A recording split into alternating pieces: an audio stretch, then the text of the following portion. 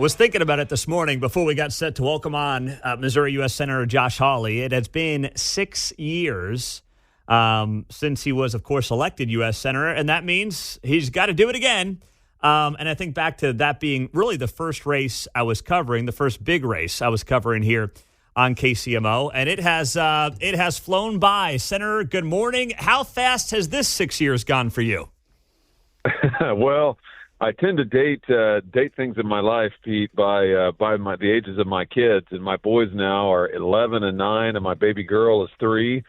So I tell you what, time goes fast, but it's been an incredible privilege to get to represent the people of Missouri in the Senate, and I hope they'll consider giving me a shot to do it for a few more years. Yeah, geez. I mean, I think back to when those two boys were basically toddlers when you were on the campaign trail with them, right? Yeah, no, that's right. That's right. And I call her my baby, but Abigail is 3 years old now, and this will be her first campaign. So she's looking forward to getting out there, and you know what? She'll probably do all the talking for me. That'll be better for everybody. Well, I've got 3 of them in my house now, so imagine that. I'm glad I talk for a living. Take me through, Senator, as you get set for this reelection bid. Listen, it's not a race a lot of people are going to be uber focused on because of your popularity in the state over the last several years.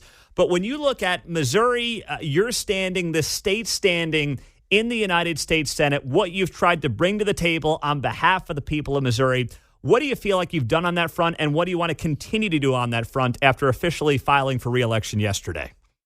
Well, you just look at what we've been able to do in just the last, few weeks, few months. Be able to get through for the first time major legislation that would compensate victims of nuclear radiation in our state, the St. Louis, St. Charles area, and all around the state, wherever you live in the state of Missouri. This is something we've suffered through as a state for decades, 50 years, 60 years now. Nothing's ever been done about it. Twice now, I've gotten it through the United States Senate, both times with huge bipartisan votes. I said when I got elected, I'll work with anybody, and I mean anybody, if it's good for Missouri.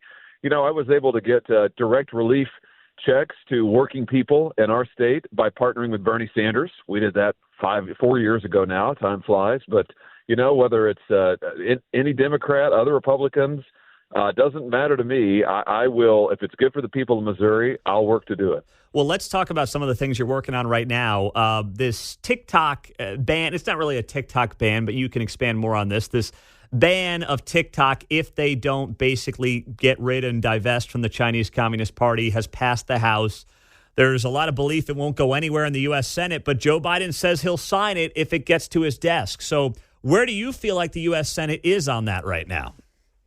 Well, I feel like TikTok wants to own the U.S. Senate, and the truth is, Pete, that big tech does own the U.S. Senate. It is bought and paid for. You can just put a sign on the door of the Senate that says property of big tech, because so far, nothing moves across that Senate floor unless big tech wants it. There's only one exception to that I can think of, and it was my bill banning TikTok at the federal government level. No federal employee, military members, federal contractors can have TikTok on any federal device. We got that done a year ago. But other than that, that's it. Nobody else has had any success with this. I hope this will be an exception, a nationwide TikTok ban. And here's why. TikTok is a backdoor for the Chinese Communist Party into our lives, into our data, into our national security. And my view is I don't want China to own our farmland.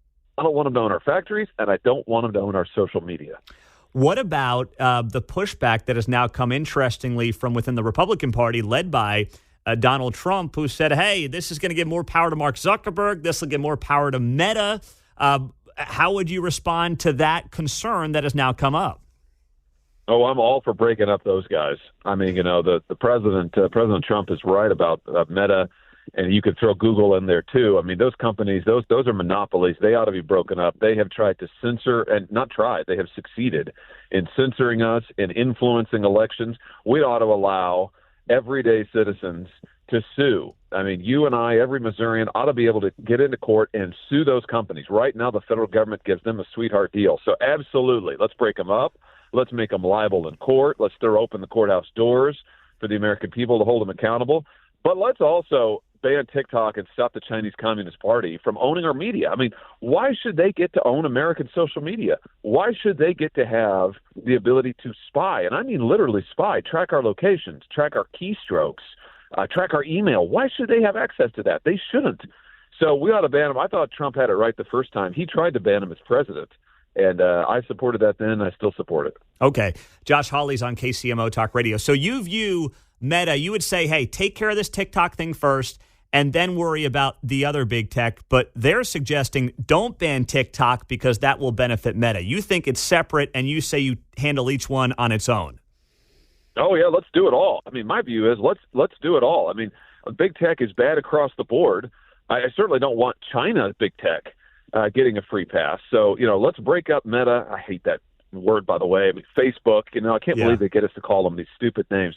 Let's break up Facebook. Let's break up Google. It's part of their power, Pete, that now it's like we have to call them by these increasingly dumb and, mindless names. Who came up with it anyway? But let's break up all those guys. Let's allow people to sue them. I mean, that's, to me, the hammer. What they fear, what Meta fears and what Google fears, they fear being sued by normal, everyday Americans. They fear of being sued by parents whose kids are exposed to child porn. So absolutely, let's break them up, let's sue them, but let's also ban China from owning our social media. I mean, we do all of it. Where do you factor in? Listen, I would love to see, and once again, less government the better. But when it comes to this stuff, if the federal government could ever get something on the books like a social media ban for those under the age of 18, treat it like we do smoking and drinking. Do you think that's anything that's ever on the table and is a bipartisan issue, or no, because of the lobbying from these companies? Well, it should be on the table. I mean, it is on the table in the sense that I proposed a social media age limit, and I do that as a parent. I mean, you and I were just talking about our kids. I mean, I live in fear of what my kids one day will be exposed to on social media. My goal is to keep them off of it for as long as possible, forever, ideally. Mm-hmm. But listen, I think parents out there need some help. But you raise a key point, which is that this Congress is bought and paid for by these corporations. I mean, just follow the money, Pete. They have spent so much money, Facebook, Google, TikTok. I mean, just poured the money into lobbying, into campaigns, into C4s, into dark money apparatus. I mean, it is unbelievable. It's unconscionable. And we've got to call it out. I mean, the American people should own the Senate, not the big tech companies. And when you say that, when you say the bought and paid for, and you got into some of it there, whether it's the dark money, whether it is direct campaign donations at certain limits, whether it is putting money into PACs, just how influential, for those of us back here in Missouri and Kansas and just kind of watching from afar, now that you're a few years into doing this, just how much influence do they really have? We hear the term bought and paid for, but when you dig down, what does that mean and how much does it really mean? Enormous influence. Let's just go back to, in the last 5 years, the only piece of legislation that is tough on big tech, the only one, was my bill banning TikTok in the federal government. That is it. Nothing else, nobody else has gotten anything across the floor of the Senate or the floor of the House and signed into law by the president on any tech issue. Nothing on child porn online, nothing on child exploitation, nothing to protect children in any way, shape, or form, nothing to protect our information, nothing against China, nothing. Despite the fact you hear the politicians talk about it all the time, oh, we need to do it, they never do it. Why not? Because they're owned, because Google and Facebook shell out the cash, and so does TikTok. Millions and millions and millions and millions. And yeah, campaign contributions, but also they give to C4s and other nonprofit groups that then can make contributions that you can't trace and you can't see it. That's the dark money geyser. They do it through front groups. It's unbelievable, Pete. And I tell you what, I just think people are sick of it. They're just sick of it. He's Josh Hawley. He is, of course, running once again. It's that time every 6 years to be the U.S. Senator and remain in the U.S. Senate on behalf of the people of Missouri. Senator, thank you as always for the time. We greatly appreciate it, and we'll talk to you soon. Have a great day. Thanks so much for having me. All right. That's Josh Hawley on KCMO Talk Radio.